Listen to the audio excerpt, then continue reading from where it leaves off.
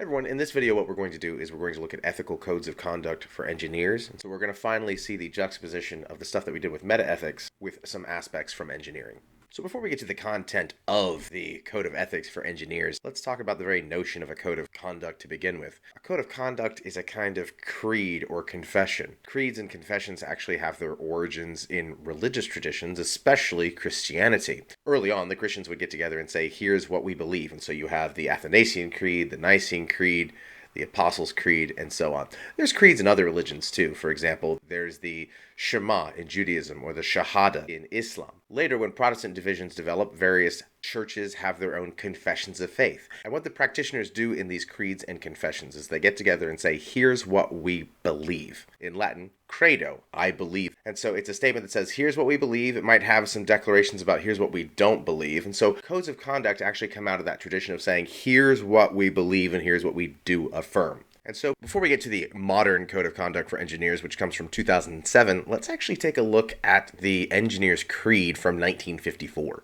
Now, while there are earlier codes of conduct that go back to immediately after World War II, what we have here in the Engineers' Creed of June 1954 is a succinct statement of the pledge of an engineer. And so let's take a look at the text here. This is from the National Society of Professional Engineers. As a professional engineer, I dedicate my professional knowledge and skill to the advancement and betterment of human welfare. Now, that's the preamble to the pledge. Notice that the entire profession, the duty thereof, is predicated upon the betterment of others, not just some particular group of others, but humanity in general. Not one's own nation, not one's own society, not one's own culture, but the totality of humanity. That's in the preamble of the pledge. Then there's the actual content of the pledge itself. To give the utmost of performance. That giving the utmost of performance, arete, that's entirely the notion of excellence, that's virtue ethics. Secondly, to participate in none but honest enterprise. You're not going to get into shady business. You're going to do everything honestly. That's, again, the esteeming of a virtue. This is virtue ethics. Thirdly, to live and work according to the laws of man and the highest standards of professional conduct. Again, virtue ethics, maybe a little bit of deontology there in the sense of duty to a universal kingdom of ends. Sounds like the third formulation of the categorical imperative. Fourthly, to place service before profit, the honor and standing of the profession before personal advantage, and the public welfare above all other considerations. Again, aspects of deontology, this notion of duty to human welfare, aspects of virtue ethics, certainly, service before profit. There's the sense in which the dignity of the profession itself is a virtue to maintain. And notice the public welfare above all other considerations. There's both a duty there and a sense of what's best for the public that's most valuable, so there's maybe even a hint of utilitarianism in there as well. Finally, there's a section of the pledge which invokes the divine. It says, in humility and with need for divine guidance, I make this pledge. Now, it's not particularly specific there as to how the divine is being invoked, but there is a bit of an invocation there. So there's just a hint of perhaps a little bit of divine command. Let's switch now to looking at the actual 2007 Code of Conduct for Engineers. So here's the 2007 Code of Ethics for Engineers. It can be found as an appendix in your textbook, and it's also easily found online as well. And this is published by the National Society of Professional Engineers. Let's start with the preamble here. Engineering is an important and learned profession. As members of this profession, engineers are expected to exhibit the highest standards of honesty and integrity. Engineering has a direct and vital impact on the quality of life for all people. Accordingly, the services provided by engineers require honesty, impartiality, fairness, and equity, but must be dedicated to the protection of the public health, safety, and welfare. Engineers must perform under a standard of professional behavior that requires adherence to the highest principles of ethical conduct. Let's break that down a bit. Let's start with the first sentence. Engineering is an important and learned profession. Notice here, it doesn't start with really a statement of ethics, but a statement of fact about the profession of engineering. It's important and learned. There's an inherent dignity to the profession, really an inherent virtue therein. And practitioners of this profession, namely engineers, are to from the get-go, prima facie, exhibit the highest standards of honesty and integrity. They have a duty and an obligation to exhibit virtue. And notice the virtues that it mentions. It does not start here by saying engineers need to be the best builders. Honesty and integrity are the first virtues mentioned here.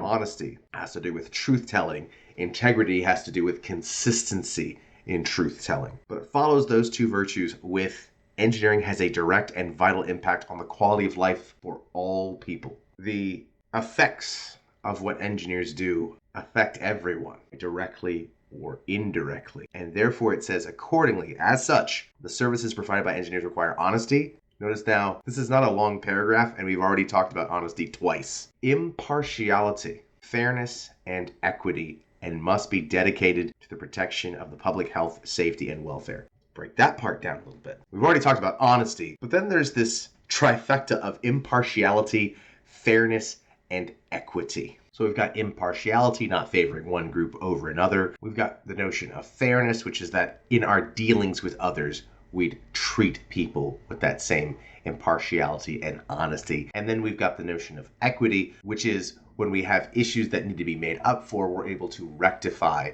those kinds of inequalities and injustices that may exist out there. But all this is subservient to the notion of dedication to the protection of the public health, safety, and welfare. Not to various construction projects, not to various kinds of ingenuity, but to the health, safety, and welfare of the public at large. Again, another threefold description. We've got the notion of health, generally speaking, safety, which is usually what we think of when we're talking about engineering ethics, and then welfare, people's well-being at large. And then finally, we have this last statement, engineers must perform under a standard of professional behavior. So here it's relegating to not just the construction of objects, but even in dealings within the profession that requires adherence to the highest principles of ethical conduct. Notice it didn't say conformity to the highest principles of ethical conduct, but adherence. One must affirm these views. So then we see this code of conduct divided into three parts: the fundamental canons, the rules of practice, and the professional obligations. The first part is very short, and really the second and third parts are explications of the first part. Let's take a look a little bit at the first part. So, fundamental canons. Engineers, in the fulfillment of their professional duties, shall, number one, hold paramount the safety, health, and welfare of the public. We saw that already in the preamble, but notice that's canon number one. The most important, and notice it defined it as a duty here, is to hold paramount the safety, health, and welfare of the public. 2. Perform services only in areas of their competence. To perform a task outside of your area of competence would literally be incompetence. So in the domain of engineering, if you're a civil engineer and you're asked to do something outside of that domain, say something in computer engineering, where you have a knack for it, but it's not your area of competency, that might be a kind of irresponsibility. You go, oh yeah, I know something about this. 3, issue public statements only in an objective and truthful manner. If you're going to be an engineer, your commentary, remember, if your highest service is to the public, then what you say to the public has a special kind of responsibility, which is a term we'll talk about too this semester. You can only talk in an objective and truthful manner. 4, act for each employer or client as faithful agents or trustees.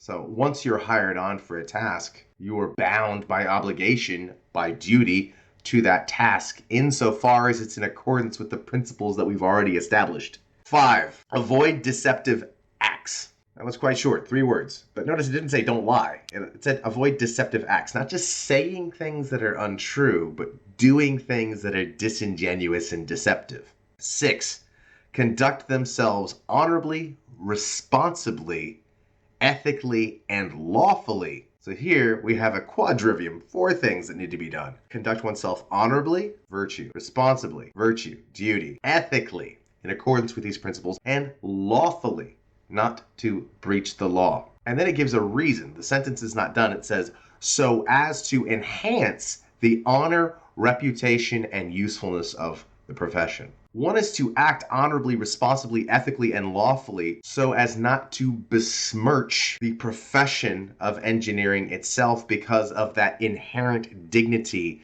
that it already said in the first sentence of the preamble. To act in a way which is dishonorable, disreputable, irresponsible, and unlawfully is to dishonor the profession and to denigrate it, and perhaps even cause its utility to be destroyed. Then if we move down into section 2, you'll notice section 2, rules of practice, are just explications of the 6 canons that have already been established. So, for example, Section 2, Subsection 1 is a more fully orbed view of the first canon. So you'll notice here there's two, if the first canon was to hold paramount the safety, health, and welfare of the public, well, Section 2, Subsection 1, engineers shall hold paramount the safety, health, and welfare of the public, and then goes into more detail as to what that looks like. So it zooms in on each one of these elements. And so let's take a look at the first one, for example. That first subsection in rules of practice. If engineer's judgment is overruled under circumstances that endanger life or property, they shall notify their employer or client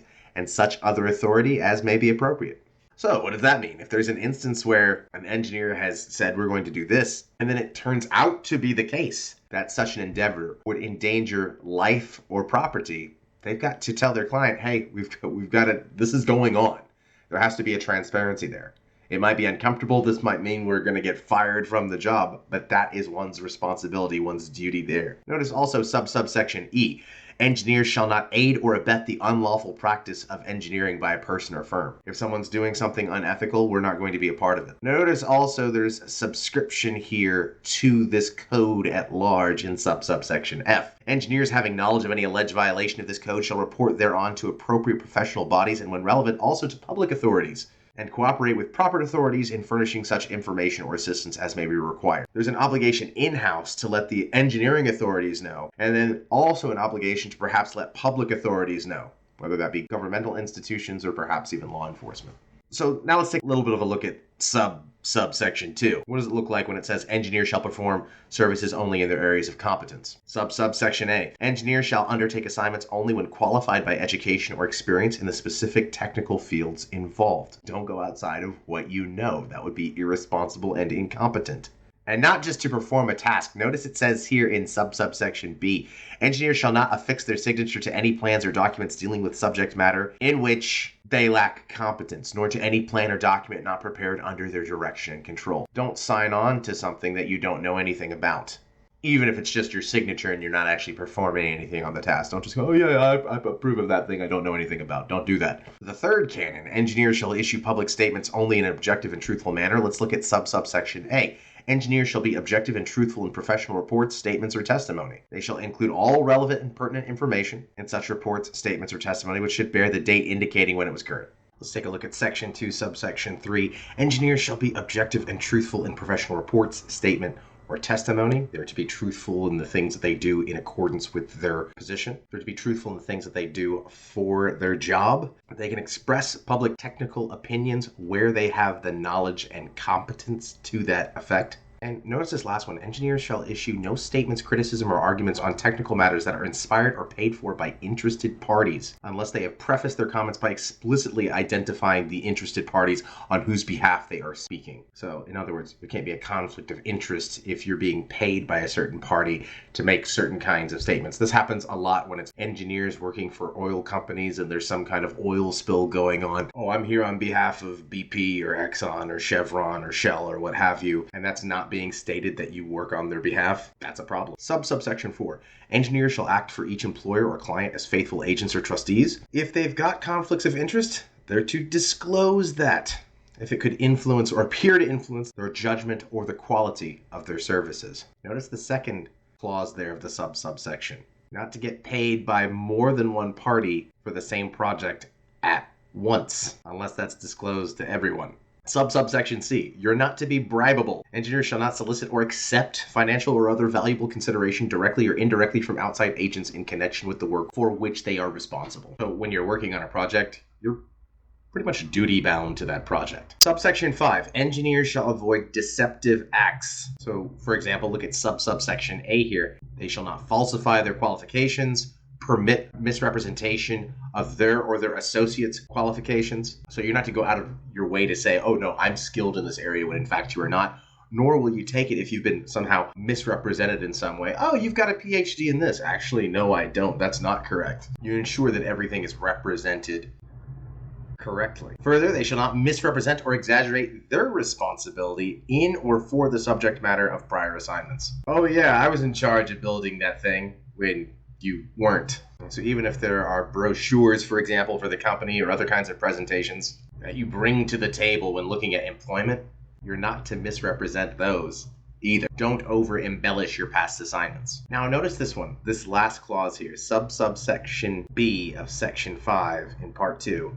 Engineers shall not offer, give, solicit, or receive, either directly or indirectly, any contribution to influence the award of a contract by public authority, or which may be reasonably construed by the public as having the effect or intent of influencing the awarding of a contract. Now, when does stuff like this come into play? Well, consider looking at driverless vehicles and the associated artificial intelligence there. Companies like Apple and Google and Tesla are up for those kinds of things.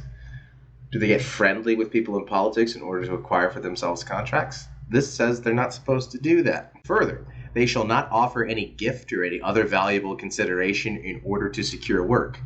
You know, like campaign contributions. They shall not pay a commission, percentage, or brokerage fee in order to secure work, except to a bona fide employee or bona fide established commercial or marketing agencies retained by them. Don't buy contracts. And to do so is out of accordance with the Code of Ethics. You'll notice in Section 2, the explication ends after the 5th canon of the fundamental canons of Section 1. So Section 3 is actually a really zoomed in expansion of that 6th fundamental canon. Let's take a look at some of the material in there. So Section 3, Subsection 1, engineers shall be guided in all their relations by the highest standards of honesty and integrity. And that's something that actually goes back to the preamble. Honesty and integrity being the most important virtues for engineers. Again, while the Code of Conduct here has talked about competency in one's field, the virtues of honesty and integrity have been really ultimate in this Code of Conduct. Let's take a look at these subsections in here. A. Engineers shall acknowledge their errors and shall not distort or alter the facts. Remember, this is from 2007 here, but here we have a notion of 1, a willingness to admit when one is in error, and 2, not willing to distort the facts themselves. Not merely a willingness to not misinterpret the facts, but to not distort the facts in themselves. Subsection B. Engineers shall advise their clients or employers when they believe a project will not be successful. Not in terms of it being lucrative, but it will not work. So you won't just take on a task because you're getting paid for it. If you, in your assessment as an engineer, believe that a project will not be successful, it cannot be done, you are to be honest and say so. Subsection C. Outside work. Don't do it, or if you're doing it, be honest about it, because you can't give your full attention to the tasks you have at hand. Subsection D. Engineers shall not attempt to attract an engineer from another employer by false or misleading pretenses, not merely trying to acquire others, especially through dishonest means. Subsection E. Engineers shall not promote their own interests at the expense of the dignity and integrity of the profession. That is, an engineer is not supposed to do something that will denigrate or besmirch or do something dishonorable to the profession of engineering itself. In other words, don't do something that makes engineers look bad. Still a professional obligation. Engineers shall treat all persons with dignity, respect, fairness, and without discrimination. Notice there, those aren't the exact ones enumerated by W.D. Ross. Those are unquestionably ongoing duties.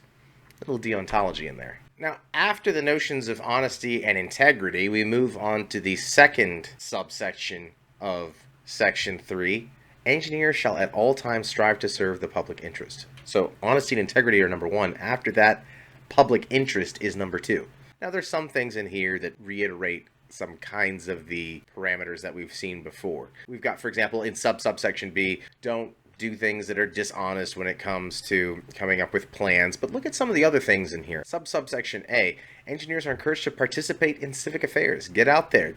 Make a voice for engineering out in the world. Career guidance for youths. Work for the advancement of safety, health, and well-being of their own particular community. Subsection C, engineers are encouraged to extend public knowledge and appreciation of engineering and its achievements. Be a kind of apologist or ambassador or representative for engineering wherever you go, not just on career day. D, engineers are encouraged to adhere to the principles of sustainable development in order to protect the environment for future generations. Engineers, regardless of their competency, are to be custodians of the environment because of the knowledge that they have and because of the dignity and esteem of their profession. What we have here in Sub-Subsection E is another form of ongoing duty in this. Engineers shall continue their professional development throughout their careers and should keep current their specialty fields by engaging in professional practice, participating in continuing education courses, reading in the technical literature, and attending professional meetings and seminar. You got your degree? Your education doesn't stop. An engineer has an ongoing duty to maintain their education so long as they're an engineer. And this is part of serving the public interest. Subsection 3 here goes back into avoiding deceit, and we've already talked about some of that before. Whereas Sub-Subsection 4 goes into matters of integrity that we've also talked about before. Again, the preamble goes into honesty and integrity as the primary virtues of the engineer. Subsection 5 similarly says, engineers shall not be influenced in their professional duties by conflicting interests. One has to be aware of potential conflicting interests in order to come to terms with that. So there's a little bit of self-reflection involved in here as well. Engineers shall not attempt to obtain employment or advancement or professional engagements by untruthfully criticizing other engineers or by other improper or questionable methods. Don't be disingenuous about others merely because it's to your advantage. Again, echoing honesty and integrity. 7. Engineers shall not attempt to injure, maliciously or falsely, directly or indirectly, the professional reputation, prospects, practice, or employment of other engineers. Engineers who believe others are guilty of unethical or illegal practice shall present such information to the proper authority for action, whether that be to some kind of engineering authority or again to some kind of public authority, such as law enforcement. 8. Engineers shall accept personal responsibility for their professional activities, provided, however, that engineers may seek indemnification for services arising out of their practice for other than gross negligence, where the engineer's interests cannot otherwise be protected. You'll notice here the subsequent clauses. Engineers shall conform with state registration laws in the practice of engineering, and this one too, in terms of honesty and integrity. Again, engineers shall not use association with a non-engineer, a corporation, or partnership as a cloak for unethical acts. Finally, subsection 9. Engineers shall give credit for engineering work to those to whom credit is due and will recognize the proprietary interests of others.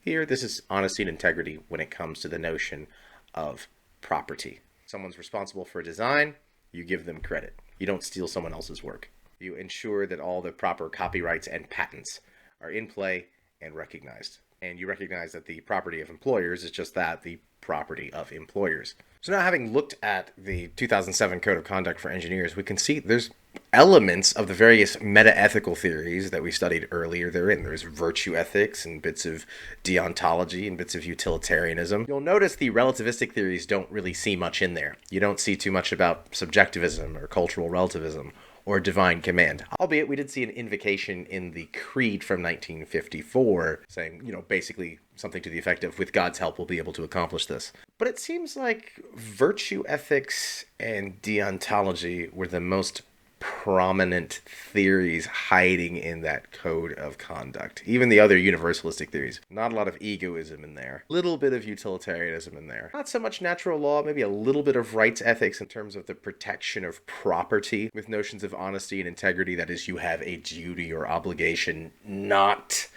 to divulge company property because they have a right to their own property. So things like copyright and patents, things like that. So what are the advantages of having these codes of conduct? Well, we'll say there's 8 things that your book describes that codes of conduct do that help orient an entire field. Now, this is true for really codes of conduct in any discipline. It could be business, it could be medicine, it could be philosophy. Here are the 8 for engineering. Here's what they do that makes them helpful. First of all, they serve and protect the public. It orients engineers to what their task is. If anything, there's a little bit of natural law in this aspect. It's the function of an engineer is to construct things that are beneficial to society. That's an engineer's task. Well, the code of conduct reminds them of that. Secondly, it gives them guidance as to all the obligations of engineers. So yeah, it orients you to remember you're here to serve the public, even if you don't work for the public per se. You're not employed by the government. You're not employed by the public. Your primary duty is to the public. And then you also have all these other elements of what an engineer is supposed to do in there. So it provides guidance. Furthermore, it provides inspiration. Guidance is different from inspiration. Guidance gives you a sense of what you ought to do. Inspiration gives you the motivation to do it. And that is, it expresses a collective commitment to the public good. Not just saying, oh yes, we're here to serve the public, but a commitment to it that motivates or propels one to do what they do. Another thing that a code of conduct does is it allows for shared standards. Again, going back to the origins of creeds, say in Christianity, when people said, we believe in one God, the Father Almighty, maker of heaven and earth, and so on. The reason why they did things like that was so that there would be universal application. We can root out the heretics because we're all saying the same creed. So we're all believing the same stuff. And so we all have the same version. So that's why you have the same standards in various places. So at least with this code of conduct for engineers, everybody's got the same standards. We're all looking at the same material. We're all looking at the same core values. There's not like, oh, a code of conduct here, then a different code of conduct here, and this code of conduct here. Just one universal code of conduct that we can all use, at least in the United States. Also, this provides support for responsible professionals. So especially where one is seeking to act ethically, a code of conduct gives really a kind of moral spine.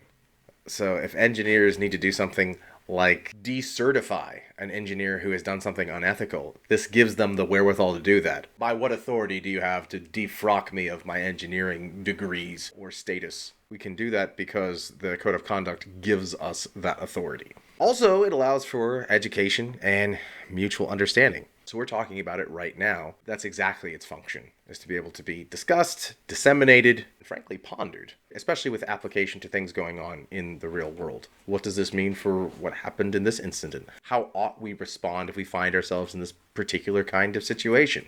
It's exactly what it's for. So you have what some call an SOP in particular situations. That's a standard operating procedure. You know what to do. Oh, I'm very tempted by this unethical move that was made here. Someone offered me money to do X, Y, and Z to lie about this. Well, the code of conduct is very clear. Don't do that. That's what it's for. It's also for deterrence and discipline. Because of the measures that state unequivocally about notions of truth. Think how many times it mentioned honesty and integrity over and over and over again. If one is dishonest and disintegrated, that is, they don't have integrity. If those were the virtues that are the most esteemed, then those kinds of dishonest and disintegrating activities are the most abhorrent and require the most discipline and sanctioning. And that's part of the function of the code of conduct.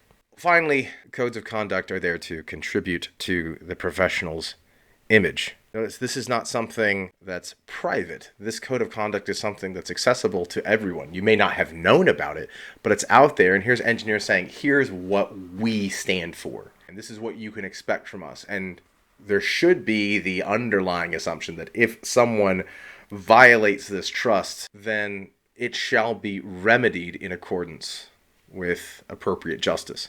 And that's because the reputation of a profession is essential in sustaining the trust of the public. If the profession is not continually upbuilt and affirmed, if it's not continually maintained, it will crumble and it will fall apart, and so will the public trust. So what are some of the potential shortcomings of codes of conduct? For example, despite their authority in professional conduct and guidance, they're not really the complete and final word because there's no court of appeals or Supreme Court that determines how the code of conduct is precisely to be interpreted. Also, there's a lot of stuff about obligations and responsibilities, but not a lot about rights of employers, of corporations, of engineers.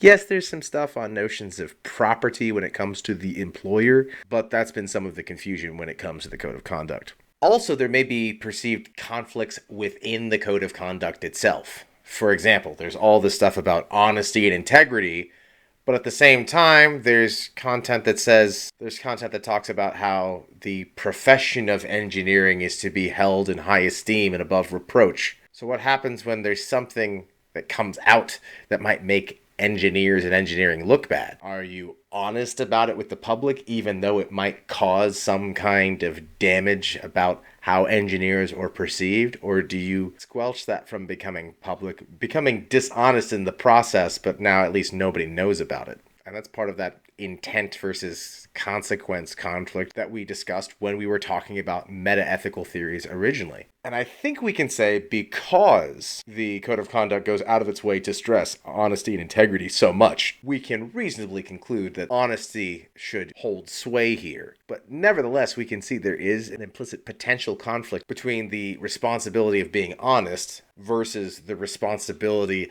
of making sure that engineering is seen as an esteemed profession of solid repute. You'll notice here that we've been talking about these codes of conduct. A lot of what has come up is the notion of responsibility. So in the next video, we're going to take a look at that very notion, the notion of responsibility.